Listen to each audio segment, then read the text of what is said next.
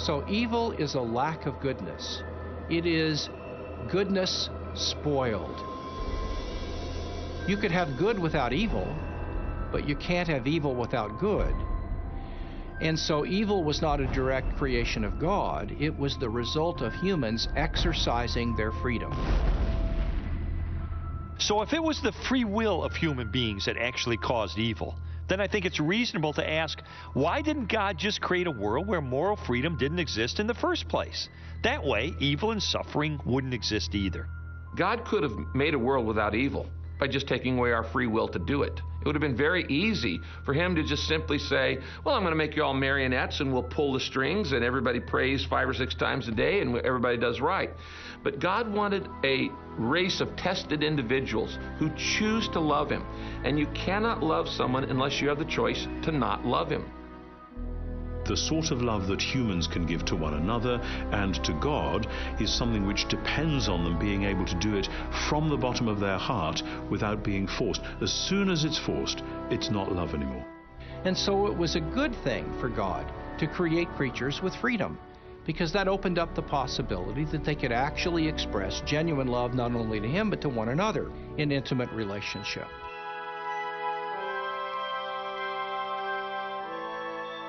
"1,600 years ago, St. Augustine wrote, "Since God is the highest good, he would not allow any evil to exist in his works unless his omnipotence and goodness were such as to bring good even out of evil."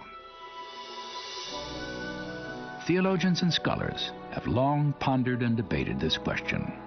Does a loving God use evil and suffering to accomplish a greater good?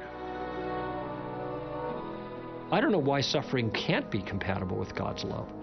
People have this idea that real love rescues from all pain. I ask people when they raise that issue, I say, are you a parent?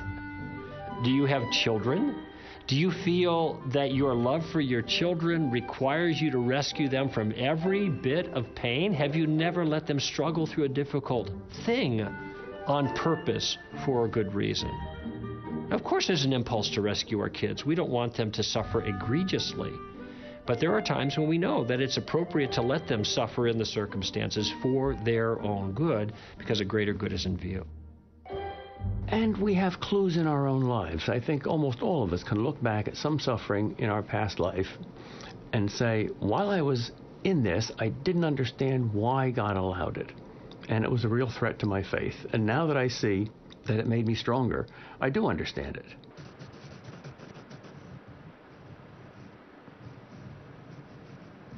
For more than 40 years, the lessons and struggle of growth through suffering have played out daily in the life of Joni Eareckson Tada.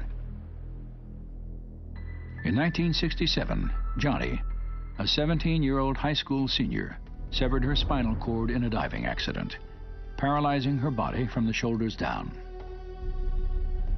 When I was first injured, I imagined myself as a kind of a human guinea pig lying there on my striker frame. I was doing nothing but eating and breathing and sleeping and really just existing. And I thought in here, you know, most people out beyond these hospital walls are going to college, getting married, having children, going to work.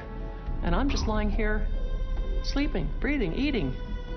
And I realized, oh my goodness, upon my life, all the truths of the human race are going to be tested. Is there a God? Does he care? What's the purpose in life? And if there is no God, then why not have my girlfriend slit my wrist? Why not take my mother's sleeping pills? Why not end it all? I mean, who can face a life of total paralysis? And somewhere in there, in my anger and frustration, I realized life's got to be more than just getting born and growing old and then dying. There's got to be a God who cares. We're too significant. There must be meaning in all of this.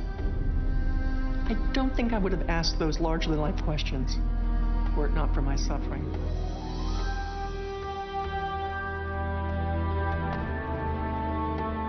In the decades following her accident, Joni's life has been marked by extraordinary accomplishment. Through her artwork, music, books, conferences, and radio and television programs, she has inspired millions of people throughout the world.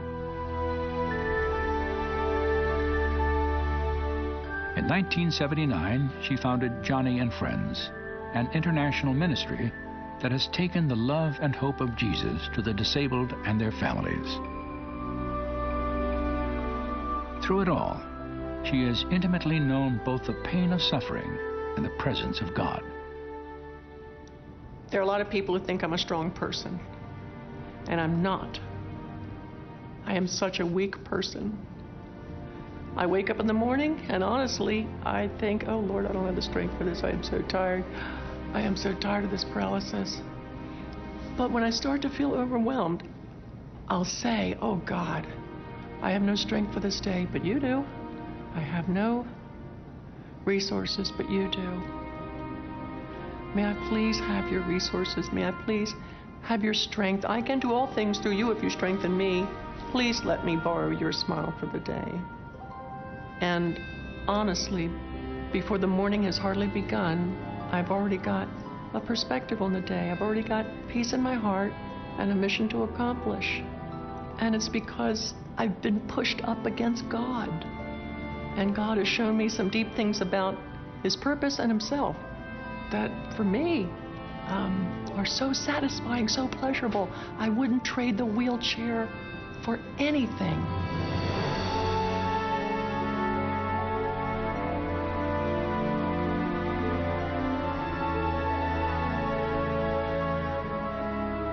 To ask why a good God would allow suffering is to ask why a good doctor would put a needle in the backside of an infant to inoculate him.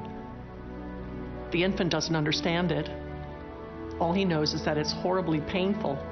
He can't understand that, in a way, this inoculation is going to prepare him for something in the future that he's not even aware of. And in the same way, God is a God of intention. He's got a purpose and meaning. And everything He puts His hand to is brimming with intention and meaning. So we can rest assured that although the purposes for suffering might be hidden from us in this present life, His reasons are always wise, they're always specific, and they're always good.